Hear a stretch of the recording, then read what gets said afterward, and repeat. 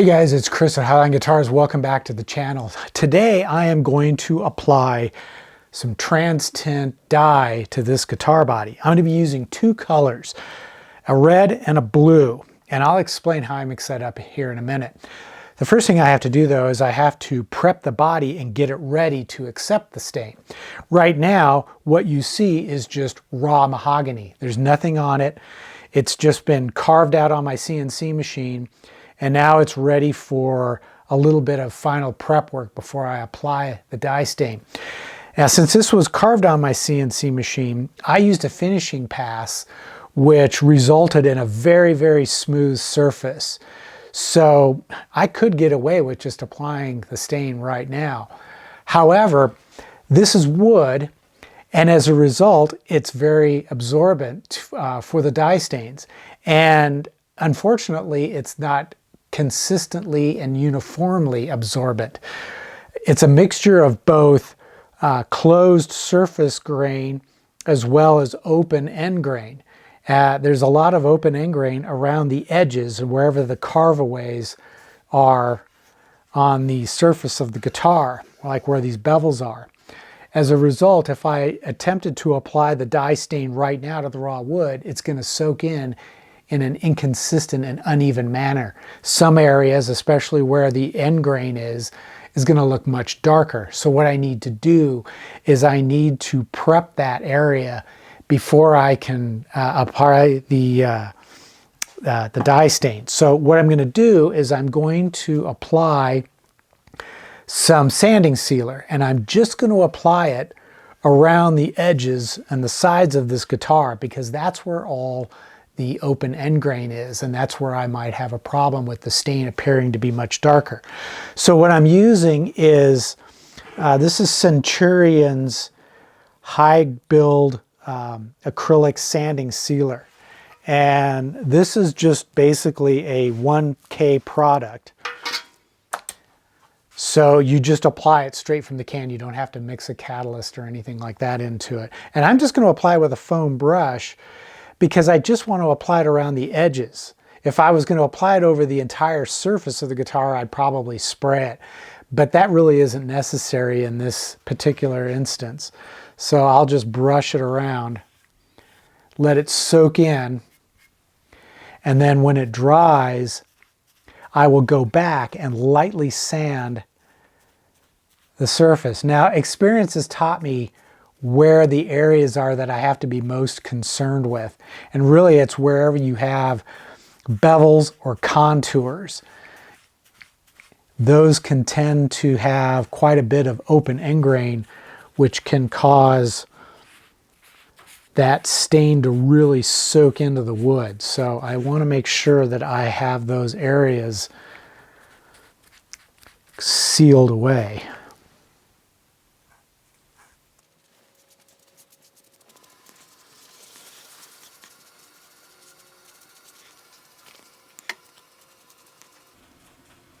Now I don't have to worry about the back of the neck because it should absorb stain fairly consistently, but I do have to be concerned about where I have this contour forming where the neck meets the body. That has quite a bit of end grain, and that's going to really stand out, or it's going to really absorb the stain as I apply it to the surface.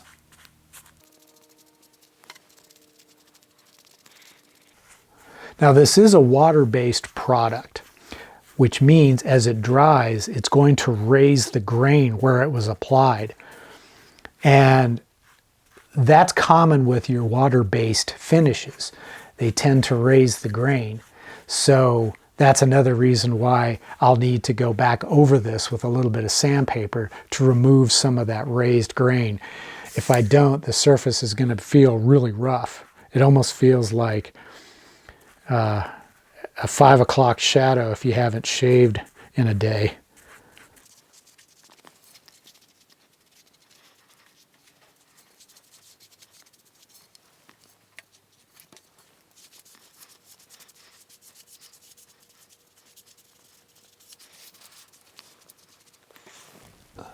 I'm also going to do it up around the headstock on the sides. and this area where the headstock transitions into the back of the neck.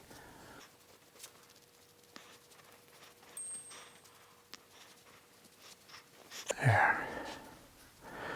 Now what I'm going to do is let this dry for about an hour or so, and then I'll come back with some 400 grit sandpaper and just lightly sand it. I'll probably sand the entire guitar, but I'll make sure that I sand off the excess sealer off the surface, leaving it just down inside the grain and the pores where I applied it, which will help it help the dye stain absorb more consistently into the surface so that it doesn't look splotchy and dark in some areas and then lighter in other areas. All right, well, the sanding sealer has completely dried, and so now I'm ready to sand off the surface to remove the sanding sealer just from the surface of my closed face grain. And I'll also sand around the sides and the edges to remove it from those areas, but because the wood, the open grain wood on the sides and in some of these carvings and cutouts is so much more absorbent, the sealer will have soaked in and will effectively plug it up. And then that way, when I apply my stain later on, it's not going to soak in so much into that open grain and make that part of the wood look much darker than the rest of it. Hopefully, if all goes well, I'll have a nice consistent color on the entire surface of the guitar. So I'm going to use a P400 grit sandpaper, and this particular sandpaper is Pro Sand from Norton, and I like to use this. I also like to use Eagle Abrasive sandpaper, and I also like to use 3M's 216U Free Cut Gold. Now, this sandpaper, the Norton as well as the Eagle Abrasives, they contain stearate, and you can tell just by looking at the surface of it, it has kind of a white, wavy look to it, and that's stearate powder. And what that does is it prevents the sandpaper from clogging up as you're sanding, so it extends the life of it and makes it sand more effectively for a longer period of time. However, stearate can affect the adhesion of certain types of finishes. Specifically, and most notably, it can affect water-based finishes, which is all I ever use. That being said, I've used stearate sandpapers for years, and I've never had any issue with adhesion. Now, I'm not sure if that's because the manufacturers of the water-based products are doing a better job or have improved the formulas. I don't know enough about the chemistry to be able to comment to that. But I think it's probably more to do with thoroughly cleaning the surface of the wood after I've sanded and before I apply the stain. And I'll wipe it down with just a clean paper towel. I never use a tack rag because tack rags can leave residue that does affect the adhesion of water-based finishes. I'll also vacuum it, and then I sometimes will blow it off with a compressed air to get it nice and clean before I apply the stain. So I wouldn't be too concerned. If you are, go with the 3M 216U Free Cut Gold. That is a non-stearate sandpaper that's also a no clogging sandpaper, and it works really, really well. So if you're worried about that, try that sandpaper instead, but just know that I've never really had a major issue with it. Now, what I'm going to be doing is I'm going to be sanding this surface with the 400 grit. The reason I can go with 400 grit is because when I machined this on my CNC machine, I used a finishing strategy that left a really smooth surface that allows me to step up to 400 grit before applying the finish. I know some of you aren't going to have that opportunity, so you may have more pronounced tool marks left over from routers and band saws and stuff like that. In that case, you may have to step back to like a 120 or a 150 grit to get rid of those tool marks and then work your way up. A lot of so-called finishing experts will tell you that you should stop at 150 or 220 before you apply a dye stain, because the wood will do a better job of absorbing the dye stain if you stop at 150 or 220 grit. I think that's a load of nonsense, because when I've done that, I can still see the sanding scratches. They become enhanced by the application of whatever dye stain you're using. What I do is I work up to 400 grit, and that leaves a very smooth surface that will still absorb dyes and stains just as if I had stopped at 150 or 220. But I can't see the sanding scratches, which I think makes for a more professional looking finish. So I'm going to go ahead and start sanding this, and I'm going to remove some of this sanding sealer from around these edges where I applied it, but it'll remain in the open pores and where the wood is typically a little bit spongier, where it really can soak up stain. And that way, hopefully, there's no guarantee, but hopefully when I apply my dye, it will lay down nice and uniform.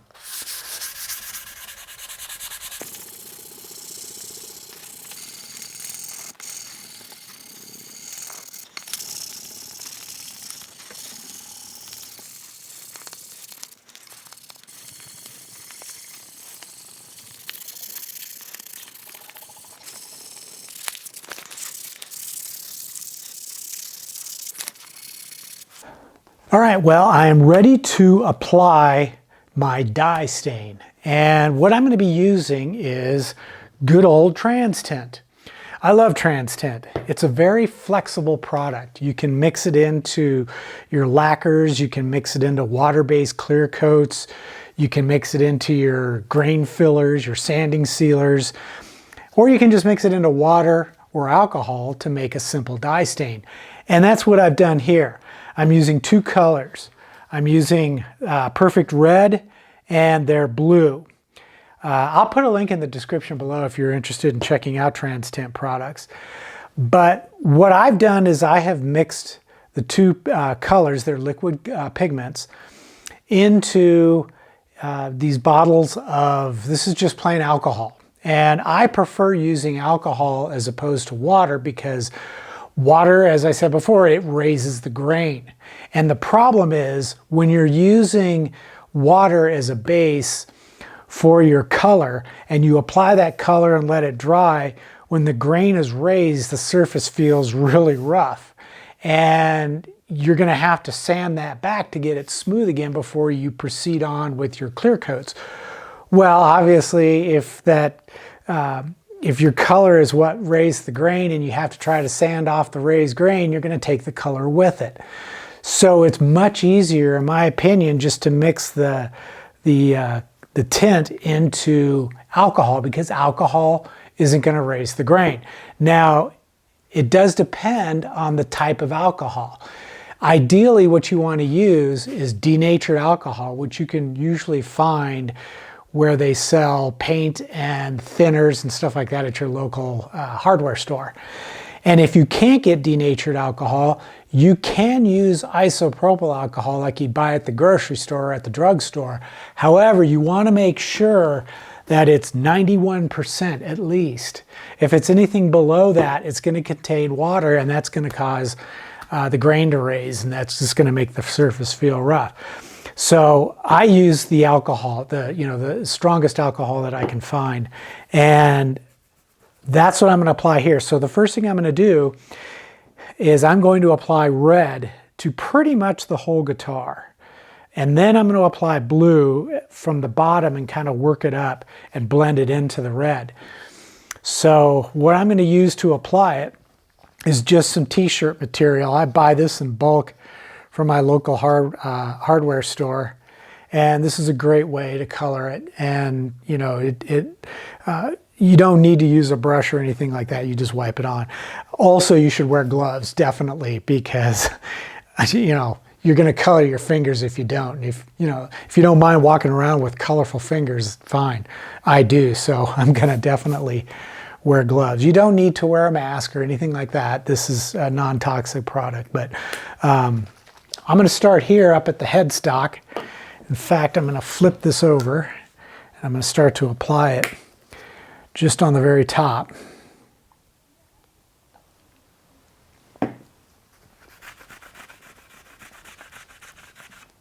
And TransTint is a very strong, powerful dye. I mean, it really is intense and saturated.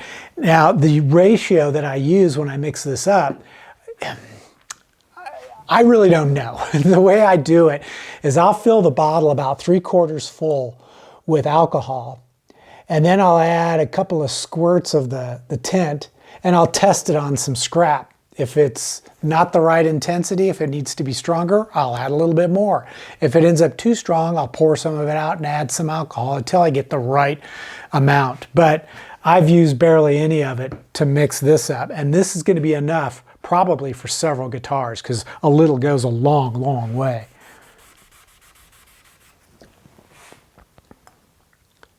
Now, another important thing to bear in mind about this, there's no binder in this product. It's just alcohol and TransTint.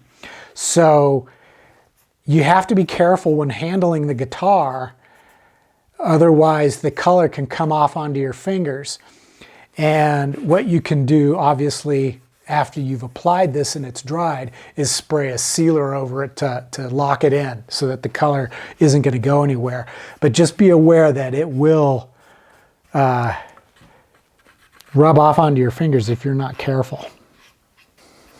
Now, people always ask me whenever I'm doing this sort of work is how do I keep the color from seeping under the tape that I'm using to mask off the fretboard if I don't want color on the fretboard, which I don't. Well, you know, there are a number of different tricks that you can use to do that. One is to apply some paste furniture wax just along that edge of the fretboard, and then you can apply your color, and then once that's done, you can then wipe off the wax. What I do is I just use good quality masking tape, and then I make sure not to saturate my applicator as I apply the dye stain just along that edge. Keep it, you know, it's not obviously going to be completely dry, but it doesn't have to be so wet as to be dripping. That's when you're going to have problems with seepage.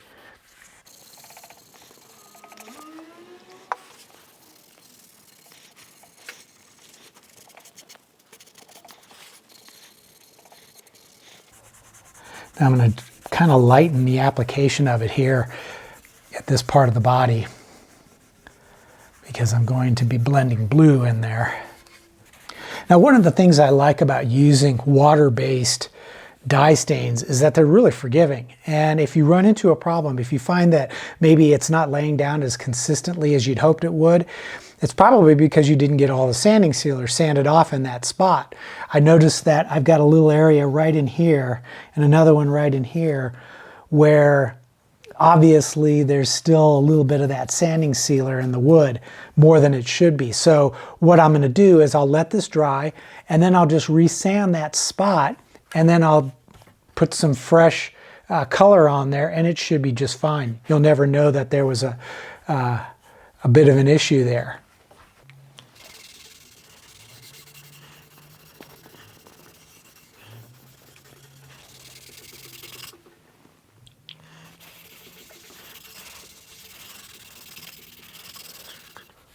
Since the dye stain I'm using doesn't contain a binder, I can easily blend the two colors together by simply rubbing the red into the blue and the blue into the red.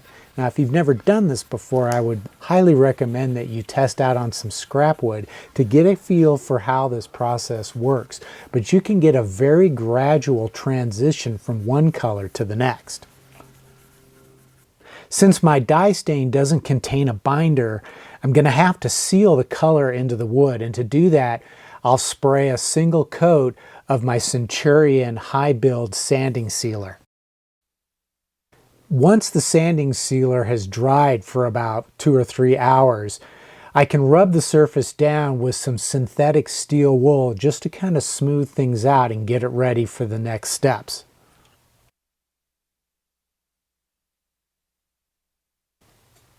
Now, this is where a little bit of skill and experience can come into play, but it isn't absolutely necessary. To get that road-worn look, I'm going to take some Super Acelix 320 grit sandpaper, although you can use really any brand of sandpaper. I just happen to like using the Super Acelix. And I'm going to sand the sharp edges to kind of rub off some of that color to give it that road-worn look. And you know, this is where you have to use some personal discretion as to how much you're going to sand off to get the look that you want.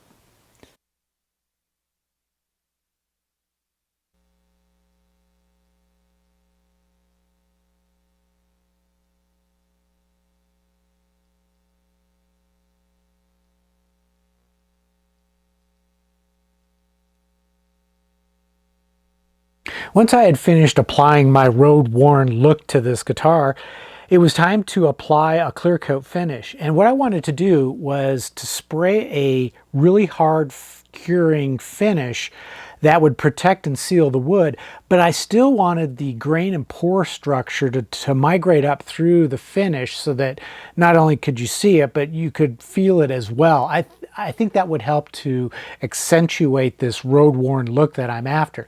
I also didn't want to go with a high gloss mirror-like shine because, you know, a road-worn look is going to have more of a duller sheen to it. But I didn't want to go absolutely dead flat. So what I did was I mixed about half and half mix of Centurion's water-based 2K polyurethane flat sheen with their 2K polyurethane gloss sheen. And then I added the catalyst and proceeded with spraying the first coat. And then once that was dry, about 3 to 4 hours later, I sprayed a second coat.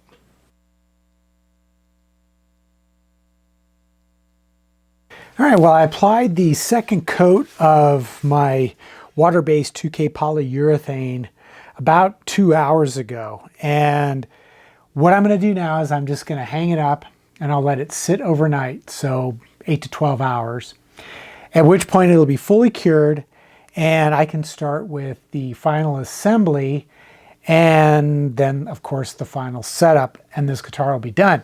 So as you can see, this type of finish is pretty easy to do. If you get started early enough in the day, you can be finished by evening. And if you're using the water-based 2K polyurethane like I did, the next day it's cured and ready to go. There's nothing else I need to do. I don't need to level sand, I don't need to buff, nothing. The only thing I may do is I may rub it out with some of the synthetic steel wool that I use, especially on the back of the neck to get it, you know, that really silky smooth feel that, you know, I personally prefer. And at that stage, it should be done. Now, I know that these road-worn finishes are not everybody's cup of tea. You know, I can understand that. It's one of those subjects that can be really controversial among guitar players. At any rate, the only thing that matters to me is I like it, and I know the customer likes it. So that really is all that matters. But they're a lot of fun to apply these type of finishes. And, you know, it can be a challenge, but the end result can look fairly cool. So I'm pretty happy with it, and that's all I really care about. And I hope that this video has maybe given you some ideas or inspired you for a finish that you might want to try to execute in the not too distant future. If so, be sure to give my video a thumbs up. If you have any comments or questions, post them down below. I'll do my best to try to answer them. If you'd like to show this channel's support, as I always say, head over to eGuitar Plans, purchase a plan, and even if you don't build the plan, just know that your purchase is helping to support the channel. And of course, I've got some t-shirt designs. If you can see the merch shelf down below, you can check those out and maybe pick one up. And if you can't see the shelf, there'll be a link in the description below. And of course, as always, I'll try and put a link to all the different materials and tools and stuff that I used in carrying out this finish. So until the next episode, take care, stay safe, and I'll see you soon.